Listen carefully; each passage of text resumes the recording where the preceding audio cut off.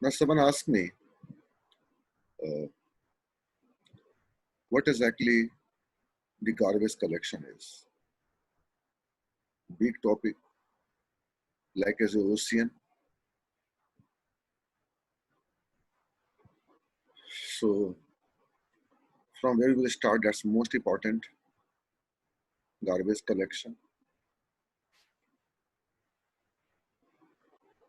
The first paragraph matters, then you can accelerate yourself for making a several paragraphs. But first impression is very important, the way you start. So first of all, Sandeep, what is a garbage collection?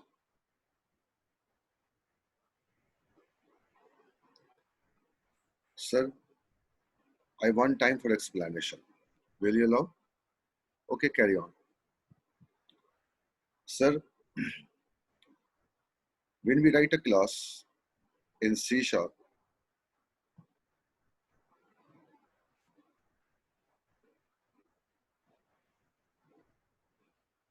we can have multiple types of variables, but heap memory for the object will handle only two types of variables: the stance variable and stance read-only variable. The working of a static variable, a static read-only variable, and constant, you can consider a forget this time constant. So static variable and static read-only variable. These two variable is out of box for the garbage collection. So the behavior of this variable is quite different compared to your stance variable and stance read-only variable. Stance variable, you can have file location, you can have SQL connection object, you can have any kind of object. Object not always in form of your types for the integer, character, float. You can have object of any type, fine. SQL connection type, Oracle connection type, you can have. So normally we take a int or float or double. It's said to be stance variable. It's an object level variable. You can also consider at this time, at this place, the others like stance of SQL connection type or Oracle connection type or any file operations. So at this point, you have a stance variable and you have a static variable. CLR consider static variable in different manner, and garbage collection is only meant for managing the stance variable in a heap memory.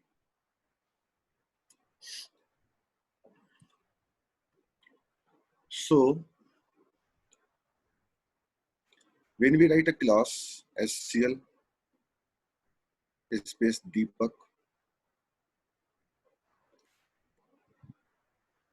is equal to new SCL.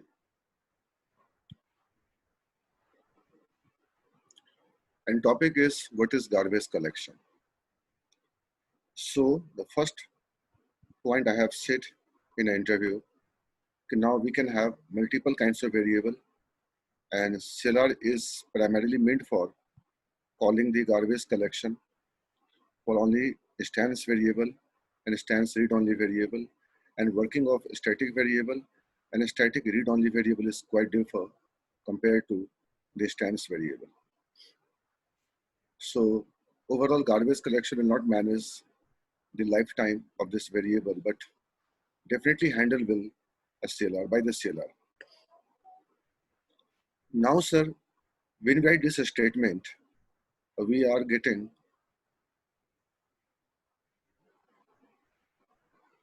a stack memory and a heap memory.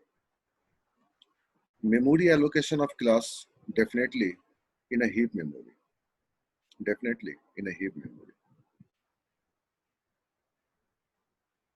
And the reference of the memory of class is allocated in heap memory, and the address of that memory goes to your Deepak. So Deepak is an object act as a reference pointer. So in a stack, I'm getting the reference pointer. It's called Deepak. It's pointing to this memory. Now, and memory for this address is 100. So pointer is pointing, the object called Deepak is pointing, the memory address of class is allocated in heap. So in .NET or any language, we have 4 types of heap memory. 4 types of heap memory.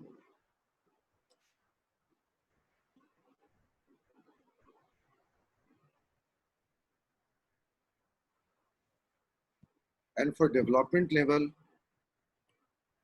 we always play with the 2 types of memory, heap memory. We will discuss more all the other types. So first is code heap memory. Only refer CLR via C#, you can get this architecture. Code heap memory. Not from anywhere. Please, I'm strongly advising you, garbage collection only refer by a CLR via C#.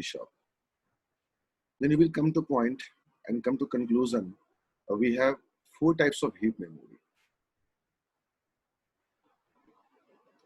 And for garbage collection, we handle 2 types of heap memory. So first is called code heap memory. Second is called SOH.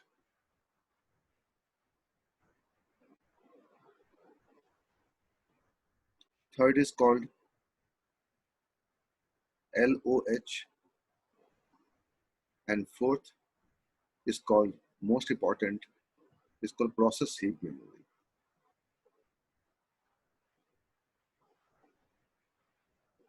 Process heap memory. And garbage collection is concerned for the SOH memory and LOH memory. Not concerned to your code heap memory, not concerned to your process heap memory. Okay. So 1, 2, 3, 4. So first, look at the sequence and the paragraph. Sandeep, what is garbage collection? So when we write a class, garbage collection is basically one of the prominent feature of CLR, as marshalling, garbage collection, memory management, handling the stack and heap is the major feature of CLR. So when you talk about garbage collection, so CLR will supply the garbage collection to handle the heap memory, and we have only 2 types of variables available in this heap memory.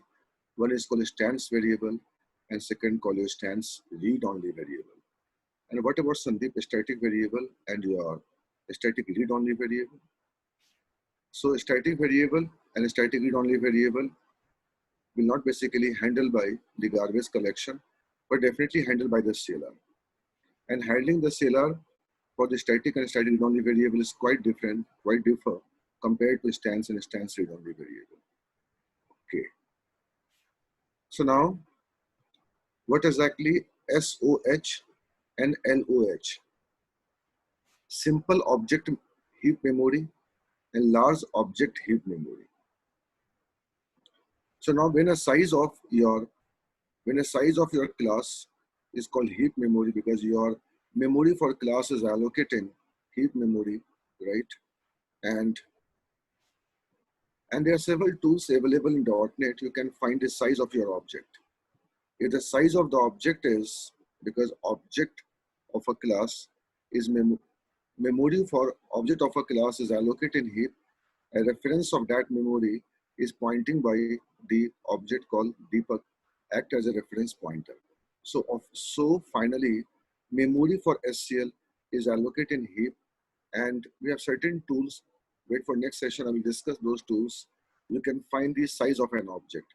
So whenever you allocate a memory of a class CLR,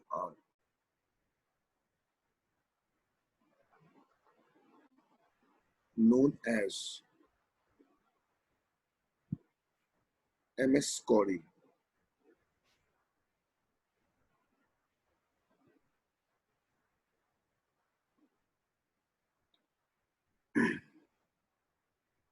and we have generations.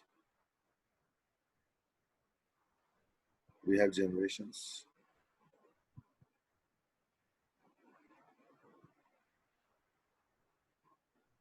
Generation 0. Easy to handle if there is a generations.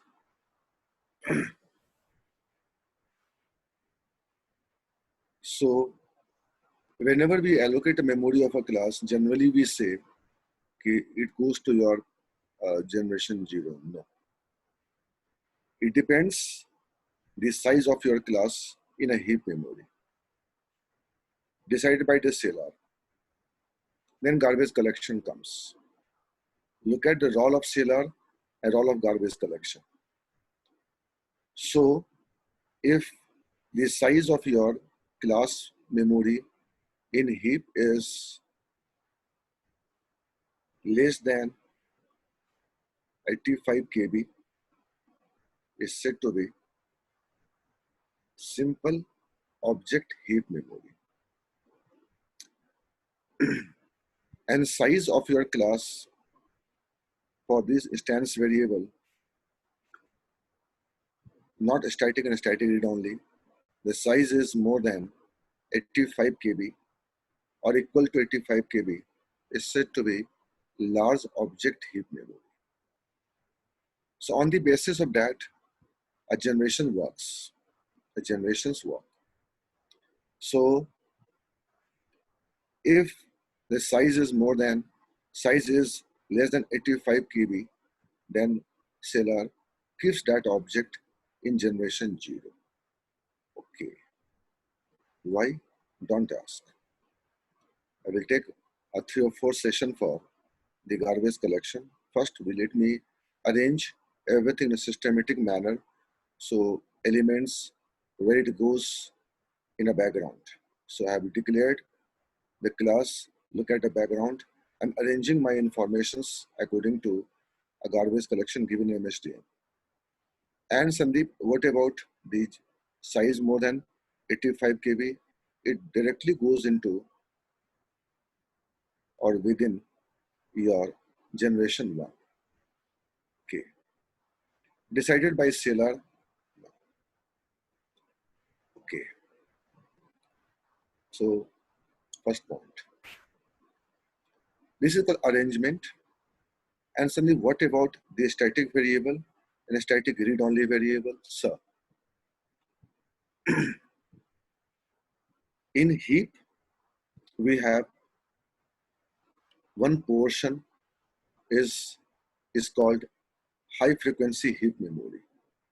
In a heap, high frequency heap memory. But I cannot say the types of heap memory, right? So actually, there is a app domain, is a lightweight process because application runs in app domain. Application runs in app domain. And high frequency heap memory. So whenever you have a static variable and a static read-only variable. So why we have generations? Why we have single object heap memory and the large object heap memory? I mean small object heap memory, not a single, a small object heap memory and large object heap memory due to instance variable. Arrange the information at the right place. So first point is in case study arrangement. I arrange the information at the right place. Okay. And what about Sandeep static variable? So overall, in this heap memory, I'm having the information about the stance or stance read-only variable, and And a static variable and a static read-only variable is basically Celar loads that memory, loads that information, loads that variable into app domain. Okay. And high frequency heap memory keep the reference of the app domain. Okay, okay, okay. So actually Celar places the static variable and a static read-only variable in app domain, and reference of this process memory is given to high frequency heap memory. Okay, okay. That's why this is said to be or said to be global variable. A static variable, a static read-only variable is said to be global variable. Okay. So new term, high frequency heap memory. Are you sure, Sandeep? Yes, I'm sure. So Celar will keep the stance variable, stance read-only variable in app domain process, and process can have multiple threads. Process can have multiple threads. So now he's having some negative over this point. Are you sure?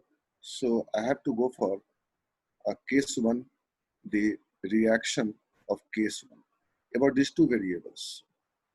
I said app domain, a process can have multiple threads. Process can have multiple threads. And if we have the static variable and a static read-only variable, so goes to app domain by the CLR, and reference of this of the app domain is given to high frequency heap memory. Okay. So, so when we have multiple threads in a single process, multiple threads in a single process, a process can have multiple threads. So static variable, why it is said to be global variable, the reason is you make a one thread or you make a multiple threads. So static variable is common for all the threads. It means it makes a single stance and shareable for all the threads, and threads is basically part of process. Okay. Okay.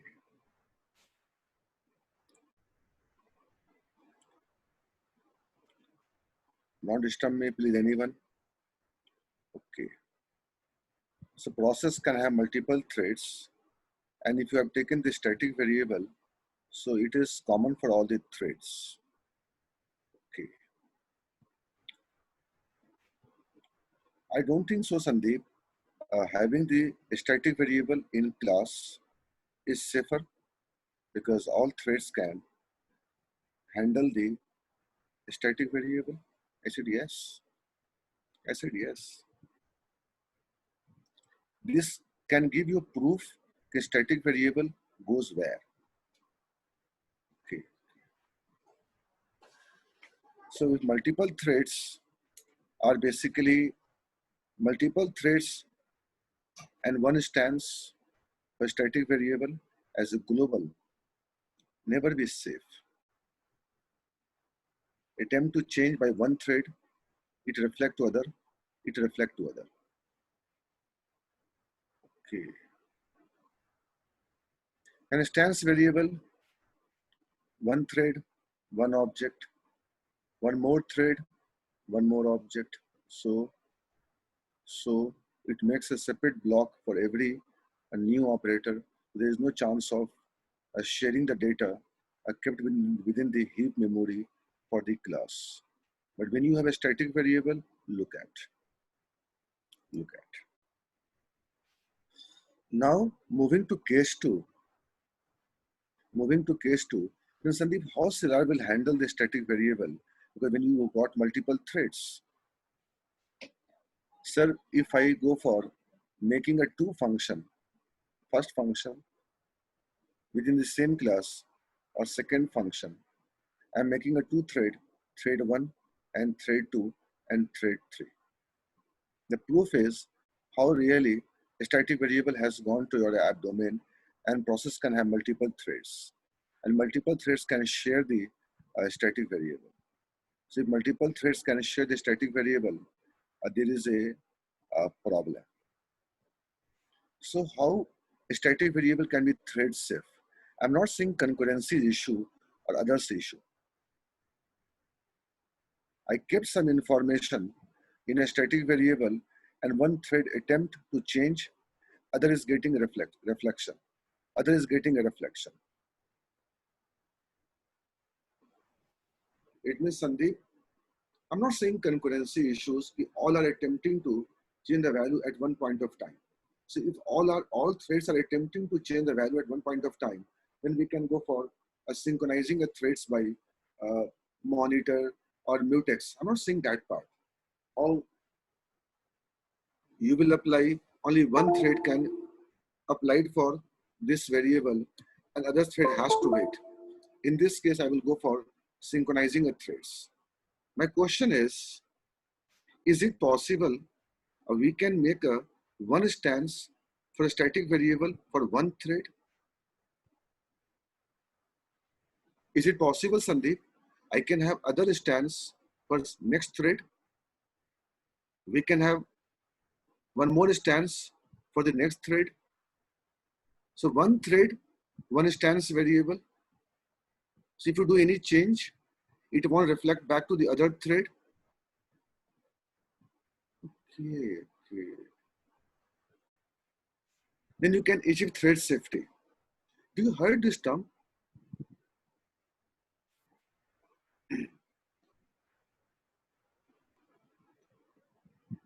Thread static. So pardon. Do you know what is thread static? Thread static. So I don't know. Now when you make a class, there is no problem with the garbage collection, how it can handle the generation 0, generation 2, generation. We have a certain algorithm we'll discuss. But the problem with the static variable is when you increasing number of threads, so you have got a single static variable and all threads are basically attempting for that variable. It means a static variable limit thread safety. I'm not saying concurrency issues, but Sandeep do provide, mechanical, civil, electronics. You provide mechanical thread, one library. You provide civil thread, separate library. You provide electronics, one more library. I want this kind of architecture where you can provide single stance for one thread, a separate stance for other thread. How this could be possible? This could be possible if you go for a thread static architecture. Oh my God. Otherwise, if one thread attempt to change the value as a 2, not at the same point of time, even after some seconds, thread 2 comes, they attempt to they change the value, reflection goes to thread 1. It's not a thread safety, not a thread safety. Thread safety is different term and getting concurrency is different term. If multiple threads applied on a same variable at the same point of time, then you can get a concurrency issues. And we can likely to be control the concurrency issue if you allow one thread at one time and second thread has to wait. I'm not saying that part, Sandeep. I'm saying class is having a static variable, how it can be thread safe. And thread safe will be possible and could be possible when one thread, one stance of static variable. वही तो मैं सोच रहा हूँ sir, how this could be possible? I can have one stance for one thread, or other stance for the next thread, other stance for the third thread.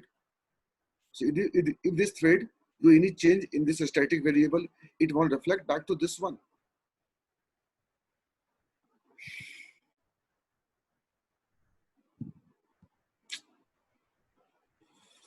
So if you keep information in app domain for a long time, so static variable is always long time because it remains available in a memory unless and until I know that parser. Now I'm solving your question. Now how I can have the design architecture in such a way that one stands of a static variable for one thread and second stands for next thread. Otherwise, I know only the static variable is global for all the threads. And if it is global for all the threads, so attempt at one point, that's a different thing. But changing by one thread for this variable, it reflect to this one. I don't want to go for this one. Profile. If I say to Deepak Gupta, use my laptop, I know what he is. What he will do, he will not use my laptop, he will create a one account first. He will create a one account. Once he will go for creating a next one account in this laptop, so he will have a separate desktop. Oh yes, go and try. And then Amit says, Sandeep, please sir, give me laptop for 2 days. No problem, you can take my laptop. So what he does, he don't handle the Deepak account, he don't handle Sandeep account, he makes a separate account. Now 3 desktop, 3 profile. I want that. I want that. So if I do change in my account, it won't reflect back to other account. So one stands for one thread, second stands for next other thread. This could be possible. And this is, if this is possible, said to be a thread static architecture. Okay. Otherwise, make 2 function, create 2 thread, call the thread 1 the function, call the thread 2 for the second function, and go for increment. You will find, so this static variable is incrementing a value, fine.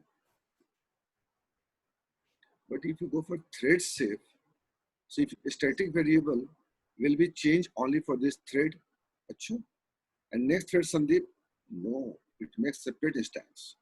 So thread static architecture.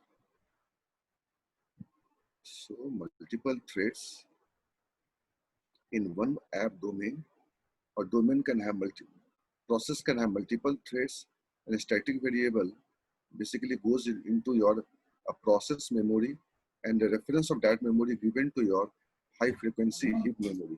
High frequency heap memory.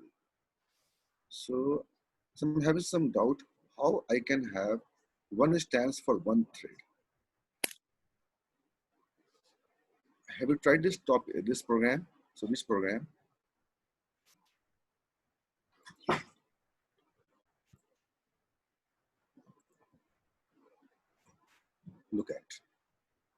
look at thread static. Go and find SQL connection. Mostly important classes, in C# mark as a thread static. Go and try. So if any variable, I've taken 2 variables. One variable called accessed and second variable called accessed thread. And I have made this variable, marked this variable as a thread static. So if any variable is marked as a thread static, it makes a single stands for that thread only. And 20 threads, Sandeep, 20 threads, 20 instance. So one thread can talk to own own static variable, other thread, big college, one department, one canteen, other department, other canteen. Nothing like multiple department and common canteen. One department can have one canteen. So all the students of that department can go for that canteen only. Okay, I want that architecture. So what you have done, so I've taken 2 threads. Show me program. I have taken 2 threads, and thread internally called the delegate is called thread start. And you can only call those method by this delegate. Returns as I know, returns as a void, and it takes parameter as a 0. I know. Carry on, Sandeep. Now I have made 2 functions called thread func1 and thread func2. Just move down. now. So by the thread func1, I'm incrementing the value for both static variable and thread 2 is calling the thread func2 function. Again, I'm incrementing the value. And if I don't make this this variable as a thread static, then one thread, two variables, next thread, two variables. But if variable mark as a thread static, it makes a separate stance for that thread.